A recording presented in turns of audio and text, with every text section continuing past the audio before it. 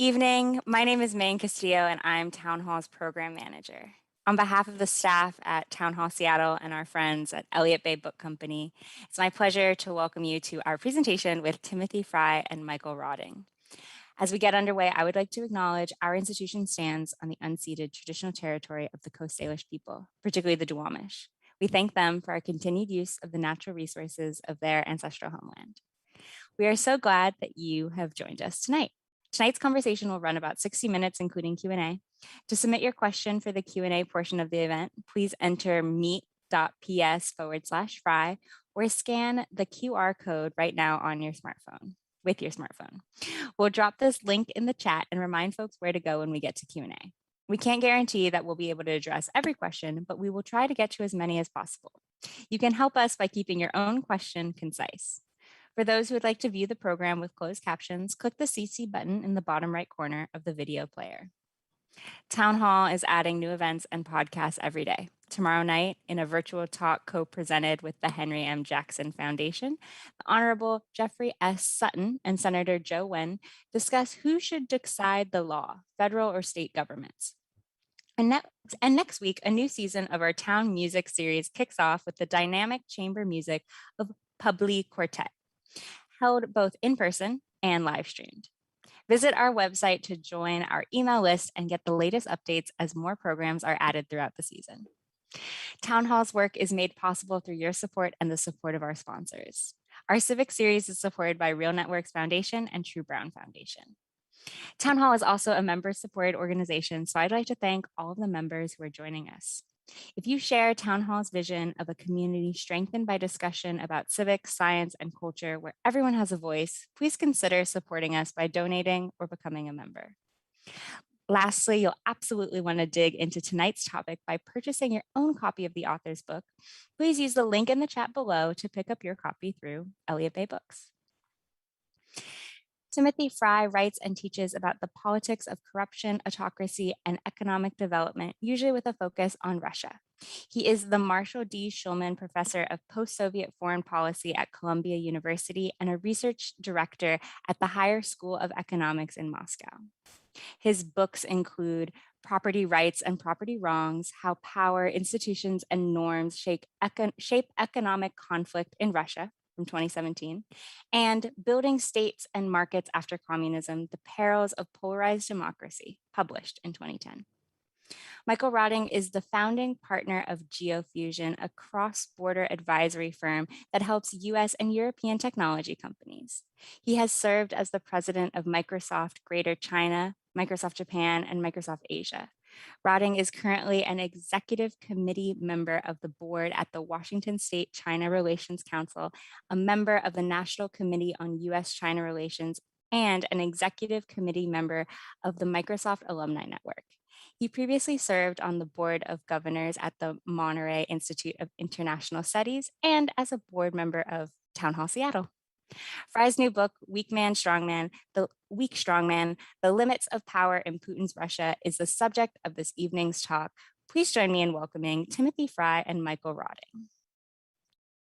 Well, thanks very much, Megan. Appreciate that. Tim, it's great to have you with us tonight. Oh, it's great to see you. What the audience should also know is that we share a connection as classmates at Millbury College, so I'm especially pleased to be able to host this chat tonight.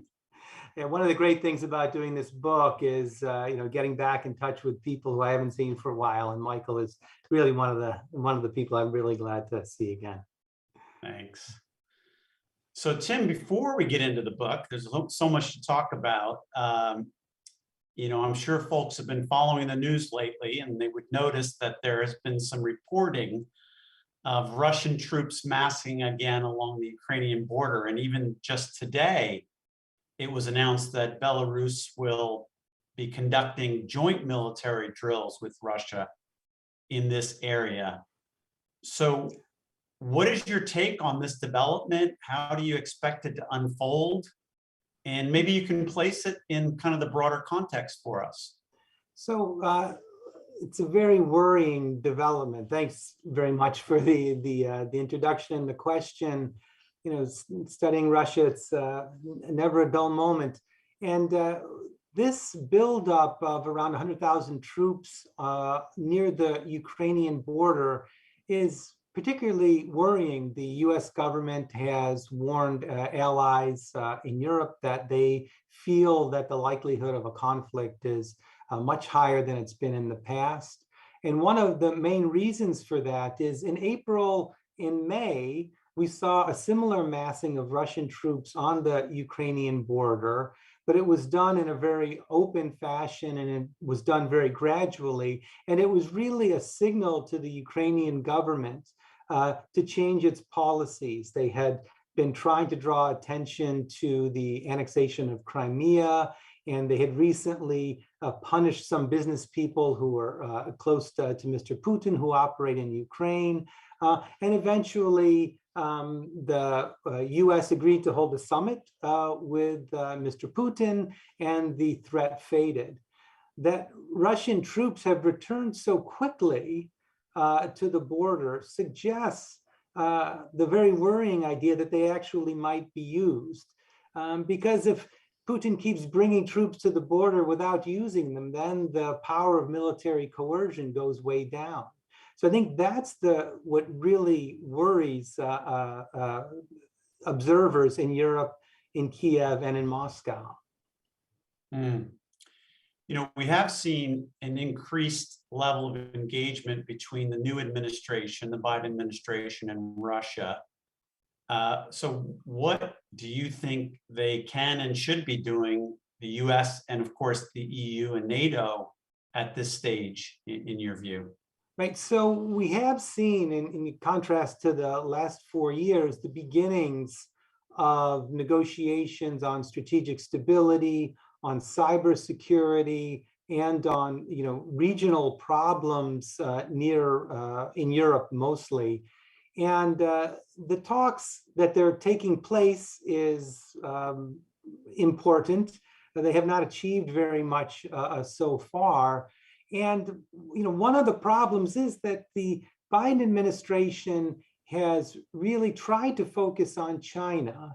And one of the reasons they held the summit with Putin so early in Biden's term is they wanted the Russia problem to go away. There's a certain segment within the Biden administration that would like to park Russia, just to put it aside, say we've dealt with that, and then move to China. But of course, Russia does not want to be put into a corner, and they have interests, and they want their interests to be recognized. And that is why we see the Kremlin taking this stance. And the U.S. options are actually pretty limited, particularly in the short run. It's not as if the U.S. is going to intervene militarily to protect Kiev, and Kiev understands that. They'll provide diplomatic and financial support and levy sanctions and rally the allies against Russia should they cross into Ukrainian territory on any scale. But the military options for the U.S. are actually quite limited, just given the proximity that Russia has and the militarily dominant position. Most observers expect there would be a lot of losses of life, that the Ukrainians are much stronger than they were 7 years ago, but ultimately the Russians would prevail.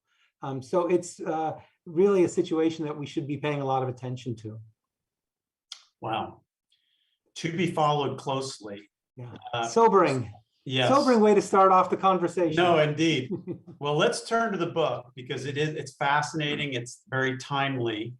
And not only does it shed light on the power dynamics at play in modern Russia, but it provides a very helpful framework for thinking about authoritarian states more broadly, which is also quite timely, as we'll get into. So what motivated you here? Why this book? Why now? What were you trying to accomplish? So there's no shortage of books on Russia. I'm sure the good people at Elliott Books have several shelves lined with Russia books, and but this book, I think, departs from most of those books in three ways. One is that it really critiques the two most common narratives that are applied when we talk about Russia in our great public debate. One is what I call Putinology, which is if we really want to understand what's going on in Russia, we need to focus on Putin, who he was, who he is, where he came from, his KGB background, who his friends are. But I don't think that gets us all that far. Another view suggests that we need to look at Russian history, and Russia's unique history is really the best way to understand what's driving Russian politics today. But as I look at Russian politics, I see a lot of similarities with other autocracies in the way that repression is used, in the way that censorship is used, in the way that media manipulation is used.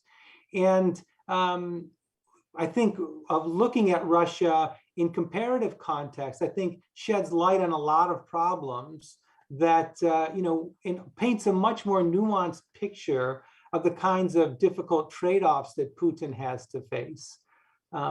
So I think in that way, the book offers a different lens for viewing Russia by saying, look, the problems that Putin faces are similar to the problems that Erdogan faces in Turkey, or Orban in Hungary, or Chavez in Venezuela. Another way that the book is different is that it relies a lot on social science research. Now, I know that can make your eyes glaze over, but I really try to present it in a lively fashion. And the book is really an explainer book that tries to translate some of the best social science research we have on Russia. And Russia's been a great place to do research over the last 20 years. There's a lot of smart Russians who've been well-trained in social science. The ability to do public opinion polling research in Russia is much better than it is in other autocracies like China or Iran or Saudi Arabia, certainly. Russia has a lot of human capital. It's a well-educated society. So the kinds of administrative data that the Russian state provides and the kinds of public opinion polling we can do there really make Russia a great place to study autocracy. So I try to bring forward a lot of this new research that has had really zero impact on how we think about Russia. And then finally, I tried to use the book to describe some of my adventures and misadventures in Russia over the last 30 years, including being the inadvertent target of a honey trap by the KGB while I was working for US Information Agency in the late 1980s. I worked at the Securities and Exchange Commission in Russia in the 1990s as the Yeltsin government was trying to introduce a market economy. I saw the Twin Towers fall from Moscow, which gave me a very different take on that particular event. And for the last 10 years, I've been running a research institute in Moscow, working with Russian colleagues, paying taxes to the Russian state, and navigating kind of what's allowed and what's not allowed in doing academic research in Russia. And I use those anecdotes to give some life to the book, to make it fun to read. Some of them are, I hope, funny. Some of them are kind of sad and interesting. But I think they also shed light on Russia in a way that's hard to come by unless you spend an awful lot of time there. So there's lots of Russia books out there. There's lots of good ones, but I think this one is different from just about any other book out there. That's great. I would totally agree. I want to get to some of those anecdotes because they are fascinating, and also talk about the how of this book, the research behind it.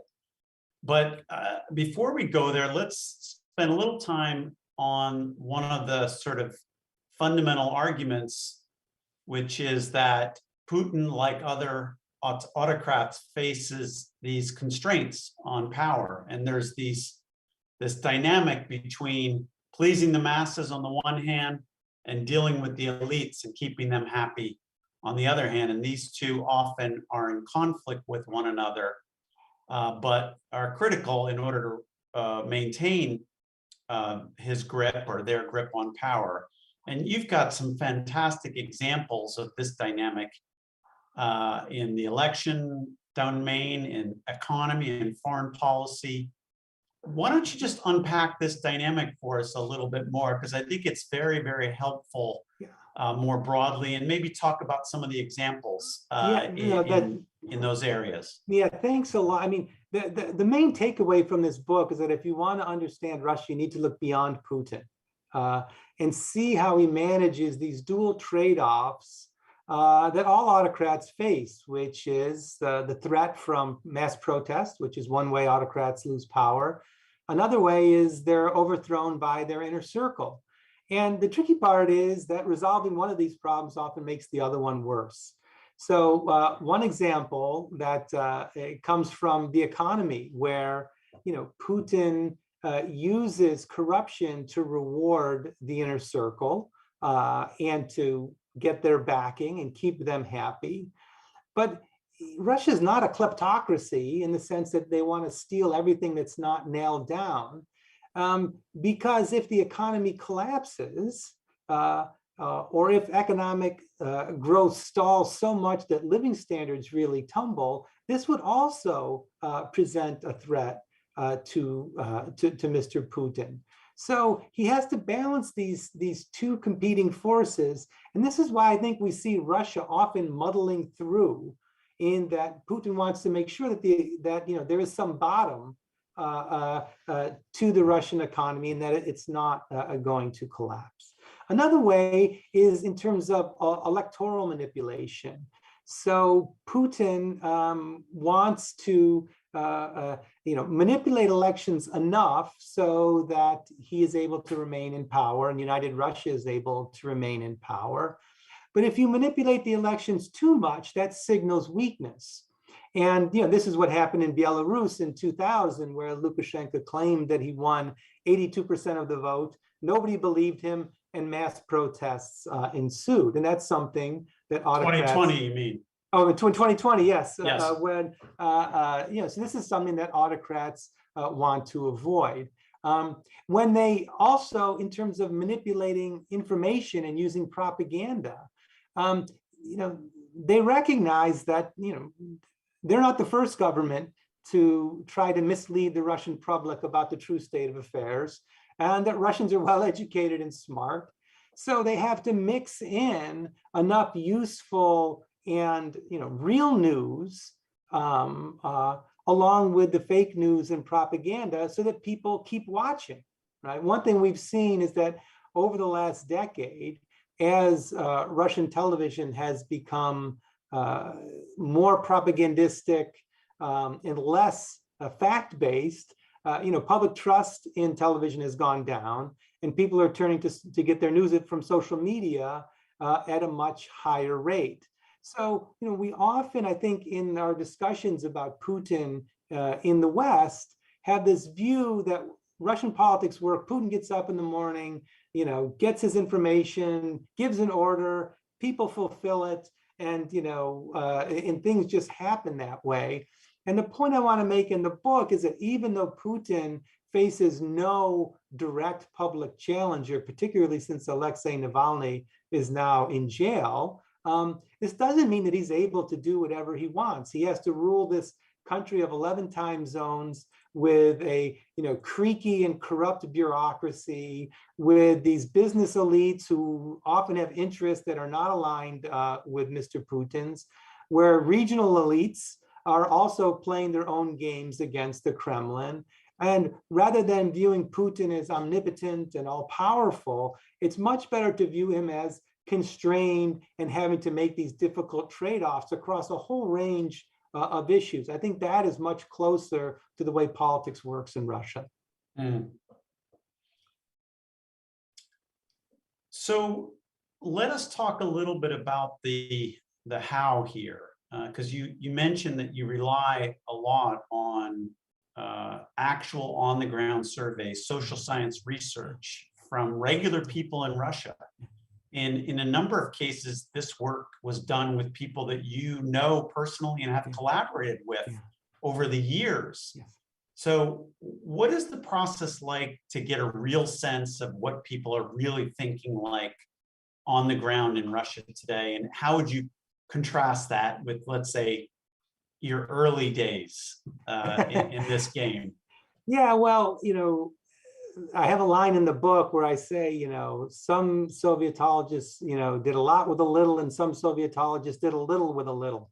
But, we were really constrained in the kinds of, evidence that we were able to gather, where, we could gather information about biographies of elites.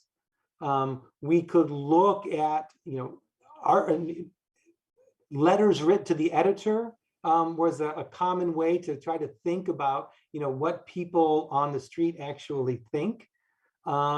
This but is in the early days. in the yes, I'm thinking Soviet in the early days. days, in the Soviet days, and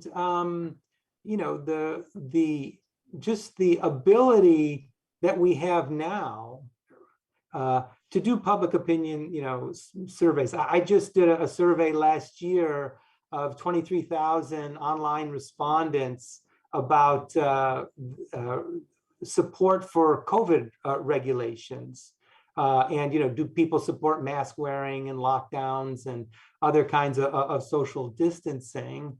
And, in doing that survey, it reminded me very much of the kinds of online surveys I've done in the United States as well. They're, they have the same kinds of problems. It's hard to get people to answer them and to hold their attention throughout the whole survey, and those kinds of problems.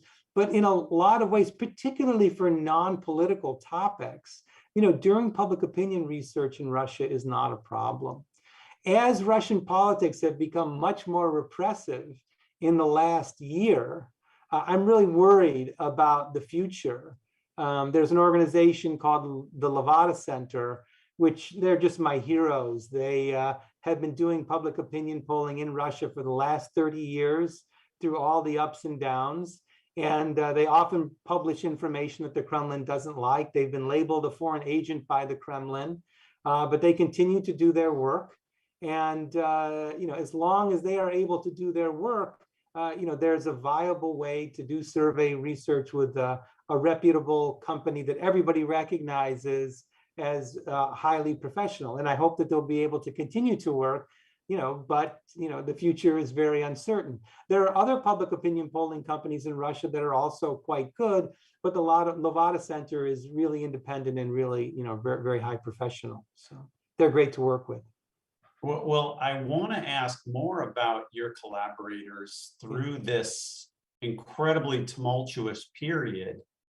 What has their journey been like in the search for truth? And what can you share about some of these amazing people and what they've been through? So some of the most amazing ones are now in Paris, London, Chicago, and New York. Yes.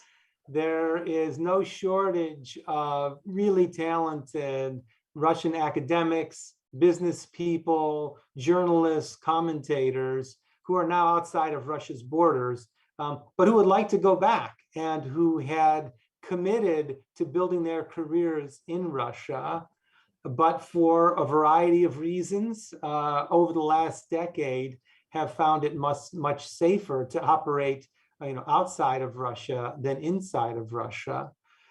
So that's important to recognize that. At our center at the Higher School of Economics, we've been able to keep our core group of European and Russian scholars and American scholars together for the better part of a decade. And a lot of that goes to my credit goes to my co-director, Andrei Yakovlev, who I've been friends with since 1992. And, I rely a lot on my Russian colleagues to guide us in the kinds of research that we can do that will keep us out of trouble. And because the stakes are much higher for them than for me. So I would not, do anything knowingly that they would not approve of, for example, this book manuscript, I circulated it to my colleague a year before it came out, just to see if he thought that there was any kind of red flags in there. And what he always says is, look, if you're doing academic research, that protects you in a way that's different from doing activism, or really partisan work.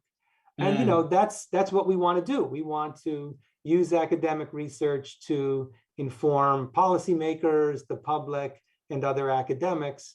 And so far, touch wood, we've been able to keep going for 10 years. Wow. So I want to touch back on this media manipulation topic, which is so being a China scholar, yes. Also a topic of some interest to you. Fascinating and scary. Yeah. And, as you point out, a world in which there is no such thing as an objective truth is not a new phenomenon in Russia, but yet it's being practiced, this information autocracy in the 21st century in Russia, in China, and many other places is being practiced in a very different way. And as we know, it's spilling over into our world. So talk to us about the new information autocracy, and what do you think the takeaways are as we try to hold on to some semblance of objectivity and truth in our societies? Yeah, great question, and a big one. One point I would make is that in the Soviet period, there was a counter narrative. Right? There was a narrative that the Soviets had unlocked the keys to history, and they had this bright shining future, and that they that was their pitch abroad. They had a counter narrative. Now the autocracy's counter narrative is not that they have solved all the problems of the world, but that other countries haven't solved the problems of the world either. So they say, yes, our elections maybe aren't 100% fraud-free, but look at other countries' elections; they have fraud as well.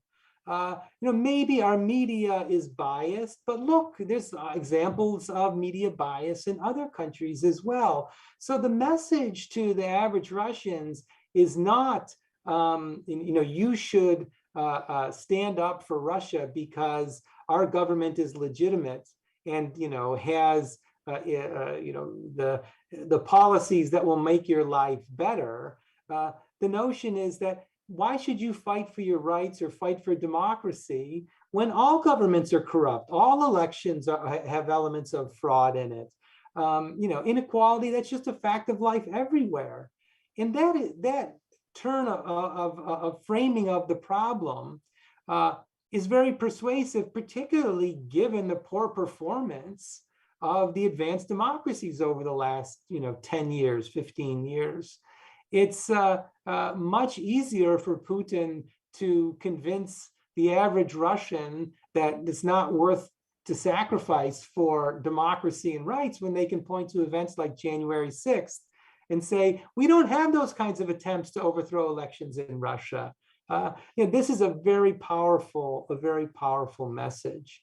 At the same time, I have a whole chapter in the book which tries to provide evidence about whether the Russians were able to use social media to swing the 2016 presidential election.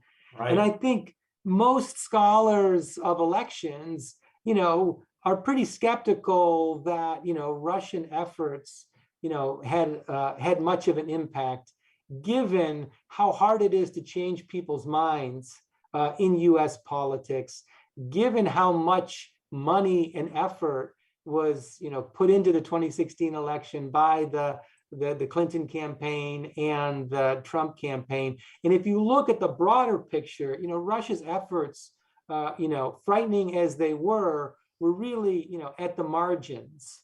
And the scale of social media intervention was, not of the scale that would, likely tip an election.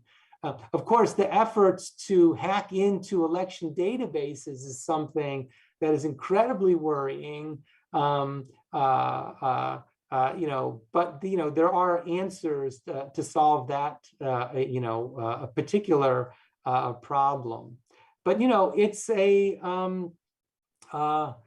it's also, one of the reasons why I wrote this book is that the debate around Russia had become so politicized and so black and white that, I try in the book to really be even-handed and to present the evidence just in an effort to kind of lower the temperature a little bit, around the debate around Russia, which is so heated, in a way that, we're starting to see around China. We as need well. that. Yeah, we need that temperature lowering in China as well.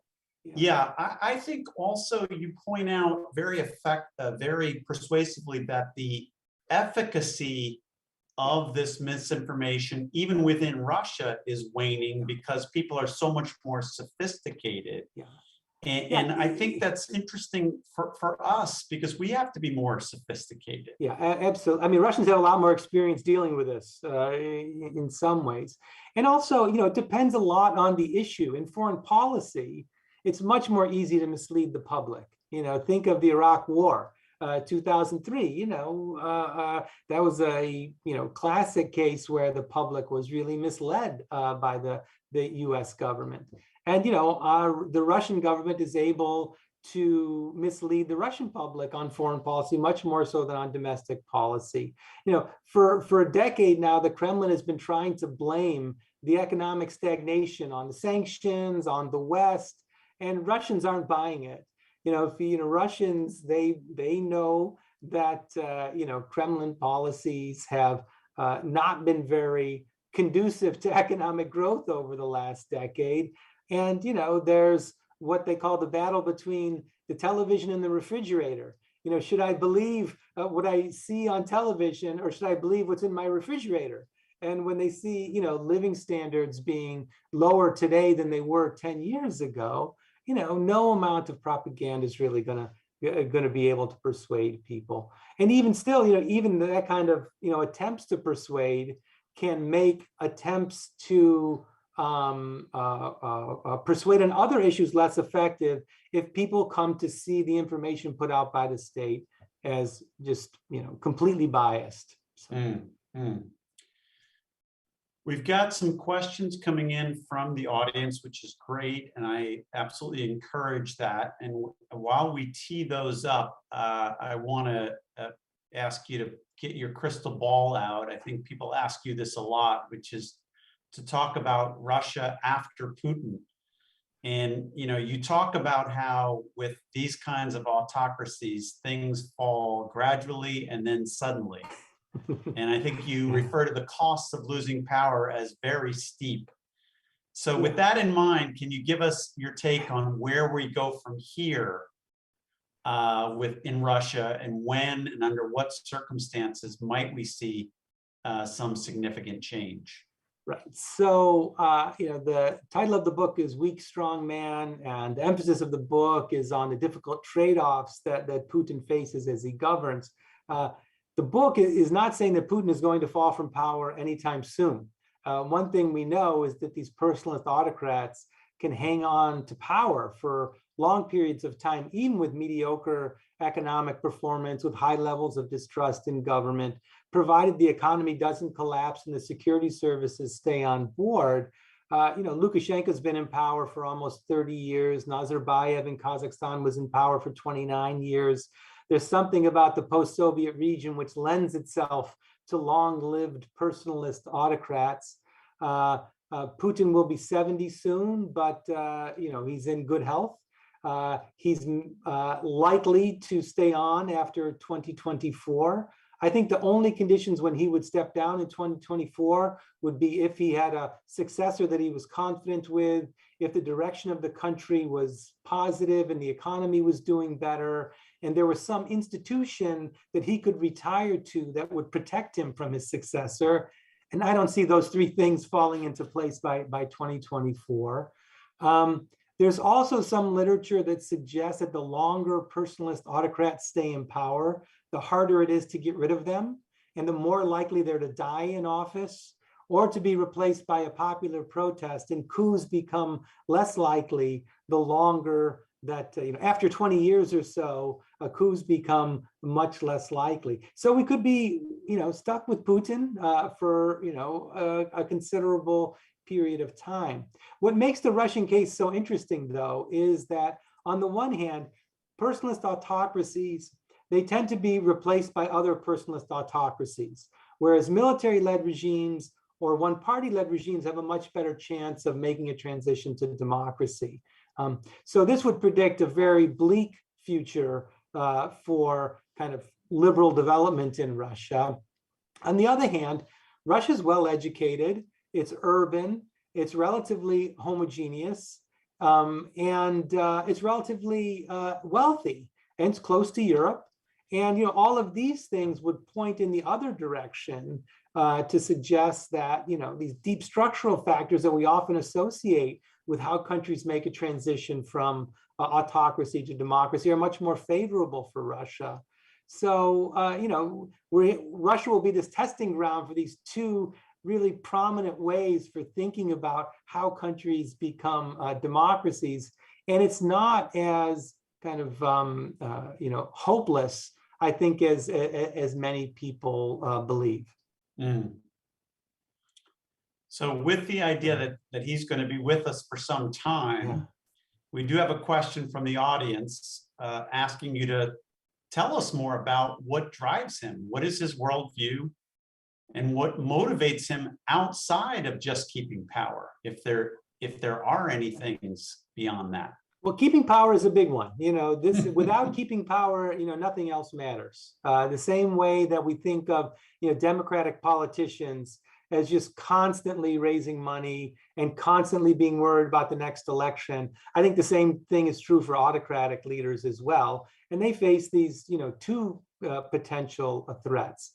Beyond that, Putin's place in Russian history has largely been secured thanks to the annexation of Crimea.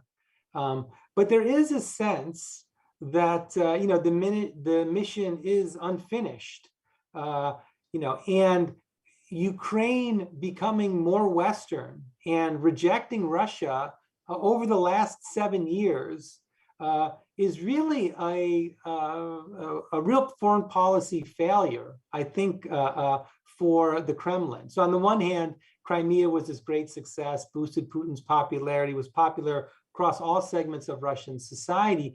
But beyond that, to the extent that Ukraine is a democracy with relatively free and fair elections, that has a functioning independent media, with lots of flaws, has a robust civil society, and provides an alternative model for Russians in another Slavic country that has a lot of cultural similarities. I think this is something that really sticks in Putin's craw. And Putin is not, to my mind, a risk taker, and he is a fairly cautious in his foreign policy moves. And one of the reasons why the timing for this is good now is because domestic politics in the US and in the EU are in kind of a mess. Domestic politics in Ukraine, if they continue along this path, it's only going to be harder to bring Ukraine back into the fold, into the future. So I think that's one of the things that really, worries people. If Putin is thinking about, his legacy and how he will go down in the history books, this is one bit of unfinished business that he either will have to come to grips with, or will have to take action to try to change it. But also, as you say, because the last 7 years have witnessed the Ukrainian state becoming more liberal and more Western, the stakes are higher on the other side as well. So with that in mind, there's a question here. What do you think the response will be from the US and the West if there is an invasion? So the Ukrainian army is much stronger than it was 7 years ago, and there will be blood. Russian public opinion is very sensitive to casualties. For example, in Syria, Putin has rotated troops in and out. He's used troops in a way that keeps them exposed to enemy fire as little as possible to keep casualties down. In eastern Ukraine so far, over the last 7 years, the Kremlin continues to deny that there are any Russian troops in eastern Ukraine, despite a lot of video evidence. And one of the reasons for that, is that this is not a very popular activity in Russia for the moment. So there would be fighting. The Kremlin would like for the US to become involved in a negotiation about the future of Ukraine that would give some guarantees to Moscow that, for example, Ukraine either would not join NATO, that would be take off the table, or that the kinds of weapons that the US would deliver to Ukraine would be only those that the Kremlin approved of. I don't think the US is going to agree to either of those activities. Moreover, any deal that the US makes with Russia that doesn't involve the Ukrainians, that the Ukrainians aren't going to sign off on, is going to be dead in the water in Kiev. So there may not even be a world where the Kremlin gets enough of what it wants, Kiev gets enough of what it wants, and the US and the European partners get enough of what they want to prevent a conflict. And that's what really worries people. I think Europe's role here is really important. Putin has used the anti-Western card, particularly the anti-American card, as part of his legitimation narrative. And to have relations with the US that are great would cut into that narrative in some way. Whereas the Europeans are much easier interlocutors in terms of cutting a deal that might make everyone happy. But it's hard to see what that deal looks like right now. It is interesting, though. You do at least put a tiny little sliver there of where the interests may coalesce. Yeah. I also am cognizant in the European context of the new government that is just coming into office in Germany, which has projected a much more proactive civil rights and values based policy platform, and with Angela Merkel, who has been the ultimate pragmatist, no longer there. What do you expect that dynamic? How will that affect? So it would be very good, I think, if the Europeans take a more active role. Initial attempts by the French and the Germans in 2015 to hammer out an agreement between Kiev and Moscow, they ultimately failed in that the agreement was not abided by either by Kiev or by Moscow, but there is a precedent of them, working in this, four-party format, that might be revived, perhaps with U.S. involvement as well. But any solution is going to have to be multilateral, and it's going to have to involve the Ukrainians. And whether or not there is a window that allows Russia to feel that it retains some influence over Kiev, while Kiev continues to defend its own sovereignty. I mean, it's fighting for its own territory. Whether or not that can be done peacefully is very much an open question at the moment. Switching gears a little bit, we've got a question, and you addressed this earlier about Russian interference in the US 2016 election. Is that still something that is is there still an effort underway to try and deterministically figure that out? Or have we moved beyond that? Is it effectively a closed book is the question. I mean, is there a consensus about whether or not it had an effect, or is this something that we should continue to worry about?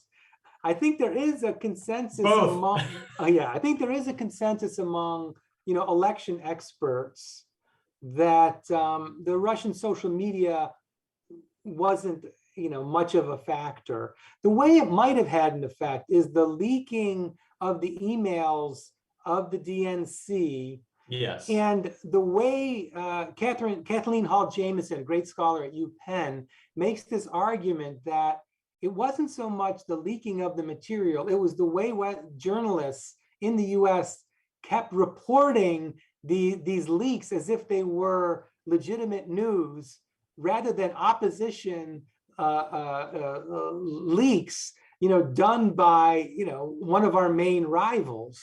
Like, if they had been covered in that way, and if they hadn't been so prominently featured, and if Clinton hadn't already had the email server scandal, that was in people's minds already, all of these things came together. And it's possible, that might have had some impact. But going forward, I think that the issue, the kinds of misinformation, that we saw in 2016, we're going to see in the future. And there's a lot of what the Russians did in 2020 was try to copy a lot of misinformation that domestic actors were putting out and just amplify those voices. And we'll probably see more of that. I'm not sure a lot can be done about that.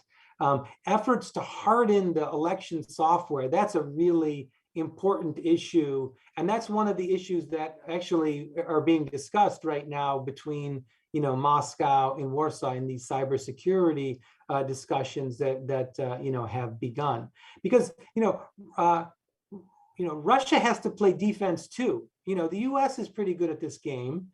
And one of the reasons why it's been difficult to hammer out some norms or rules of the road on cybersecurity, is the US is very good at this kind of cyber games in various ways. So, and many people in the US establishment are reluctant to give up that weapon. So it's, But those norms, we're putting my China hat on for a moment, it's just so fundamentally critical that we get to some normalcy that is, going to keep us from having to react on an almost constant basis to these kinds of attacks, which really are becoming very disruptive.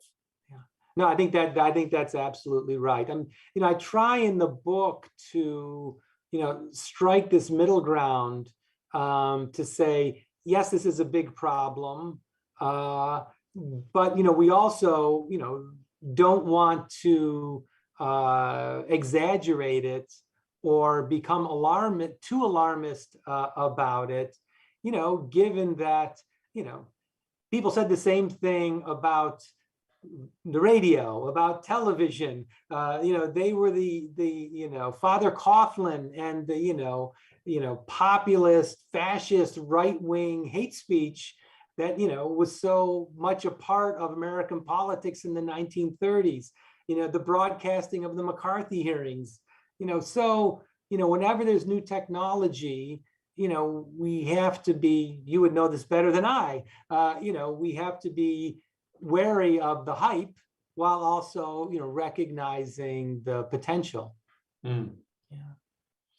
Well, that clarion call that you are putting out with this book for both balance, perspective, and understanding nuance, I do think it's worth touching upon further. The media is focused on sensationalizing, and you just gave a perfect example of that. But often academic research with rich data is pretty indigestible. So words fall too here, Yeah. So talk a little bit about your objective here in trying to strike the balance. So it's in writing this book, I really wanted to get this social science research out into the public debate. And I'm not alone. If you look at things like the Monkey Cage in the Washington Post or Vox.com or 538.com, they're doing some of the same kinds of evidence-based data journalism, that, I think academics are getting better at, but slowly. And it's hard because, I've got a day job as well. I'm teaching, I have my students to oversee, I have my own academic research. So to, take the additional step of, writing op-eds and blogging and trying to get the word out to a broader audience takes a lot of effort, particularly given that you have, the rise of think tanks, some of which are very good, some of which are very partisan and, are very much driven by the donors and the funders and have a, strong party line. And, in some sense, that's who we're competing with trying to get the public's ear about, how we should think, about Russia. And, these are issues that are really emotional. I have good friends in Kiev, I have good friends in Moscow, and to discuss, Ukrainian-Russian relations in a balanced and nuanced fashion is not easy to do. There's a reason why it's hard to have these kinds of discussions, and it's easy to default to very kind of simplistic narratives. They're easy to digest, and they're easier to sell. So somebody said to me, that you actually had to write this book proves that that you shouldn't have done it. Yeah, well, I think that need for balance is apparent in so many aspects of our society and discourse, and so thank you for doing that. Yeah. Do you see that? Do you see the same thing on the China side? I mean, as a China expert, yeah, and now we're at a point where it's become so incredibly one-sided, and there's such a unanimity among the pundits about everything that is happening in China as bad, and that we should be viewing China through the lens of competitor, if not enemy. And I think really what is lost is what incredible progress China has made for its own citizenry and for the region around it, and the degree to which that has been a tremendous stabilizing force more broadly in the world. And as you point out with Russia, Putin's not going away. Russia's still going to be this very big, important country on the border of Europe. The same is true with China. We have to reckon with China as a power, and we have to find ways for coexistence and collaboration. And you can only do that by bringing balanced perspectives to the table. And even that, we'll see how far that gets us, I guess. Yeah. So. Well, we've only got a few minutes left, but there's a great question here that helps us bring us out on a funner note, which is, look, having spent so much time in Russia, what do you enjoy the most? The food, the music, vodka, art? What is it that really gets you so excited and keeps you so attached to this country? It's not the food, I'll tell you that. I mean, there are things that I like in the food, but as a cuisine, it's not my favorite. I mean, there's a reason that sushi restaurants are so popular in Moscow. So it's not that. I mean, I came to this through Russian language and literature. And, I was a Russian language and literature major in college. And during the pandemic, I've gone back and been reading, my Russian literature in a big way, and that was really the big draw. And I think it's true for a lot of Russia hands and Russia watchers. And there are often complaints that there are too few people studying Russia, and that the glory days back during the Cold War, when there were just many, many more people studying Russia. I think as long as we have Chekhov and Tolstoy and Dostoevsky, there will always be, a certain contingent of, Americans who get sucked in to studying this place by way of the literature. And then, kind of once you're on the ground there, and for me, my first trip was in February 1985. Chernenko was still in power, and he died 3 weeks later. And then Gorbachev was named the general secretary. And most Russians, couldn't care less whether it was Chernenko or Gorbachev. It was just another gray figure on the Politburo, and nobody had the sense that he was going to be this great historical figure at the time. But for me, the draw was the politics of the place were so exotic and so unlike anything I had seen that I really wanted to try to figure out how the place worked.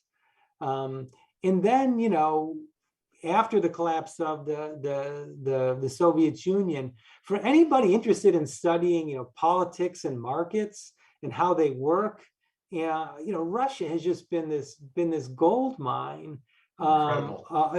Just for doing research, even in the more open, more chaotic period of the 1990s, it was a different style of research than we're able to do today. But the questions that we're able to grapple with, were really the big picture questions. Why are some countries democracies? Why do market economies work sometimes? What are the sources of corruption? How do autocrats seize power in their own hands and sideline other institutions? So I kind of think that at the end of my life, I will have said, I won't have learned a lot about Russian politics, but I will have had an interesting time doing it. So that's kind of what keeps me going. Oh, I think you will have learned a tremendous amount. And I'm going to put you on the spot to close out, because you talked about how Russian literature it was your initial entree and how you've returned to it. So for those of us who have an inkling to go back to our Russian literature, or for those who haven't been exposed, why don't you give us your top 2 or your top 3 that we absolutely need to read? Okay, well, you should read Chekhov's short stories, which are just brilliant. Read War and Peace. You can skip the battle scenes, but it's phenomenal. But there is a book I also want to plug by George Saunders called A Swim in the Pond in the Rain, in which he dissects 6 Russian short stories, and several by Chekhov, by Turgenev, by Tolstoy, and he walks you through what these authors are doing as they write their short story, and they're kind of his lecture notes for his class on Russian literature. And it's just brilliant the way he interprets their stories, and it made me appreciate them much more than I did, even as a huge fan. So that's George Saunders, A Swim in the Pond in the Rain. Oh, that sounds wonderful. That's a way to get your arms around the entire opus. Yeah, it's great. And, he really, you don't learn a lot about Russia per se, but you learn a lot about how short stories are crafted and what a genius Chekhov and Turgenev and Tolstoy were. So, well, on that really fun note, we're going to close it off and turn it back to our host. Thank you so much, Tim. Oh, this has been great. Thanks so much. I really enjoyed it. It's great to see you. You as well. And on behalf of Town Hall, I want to thank both of you for being here tonight. Tim, thank you so much for presenting your book and for all the research you do. It sounds like it is really so important for our leaders to have that information. So thanks for your work. Thank you. I want to thank the audience as well. Thanks so much for your questions and for joining us tonight. If you are interested in purchasing a copy of Weak Strongman, I encourage you to use the link in the chat right now. That is going to take you right over to Elliott Bay Books, and you can support a local store tonight. But as we were talking about in the green room, Tim, I hope that for the next book you can come out and we'll do a live Yeah. program in person. But until then, best to you with your tour of this book and everything that you have ahead. Thank you very much. It's really been a pleasure to speak with you.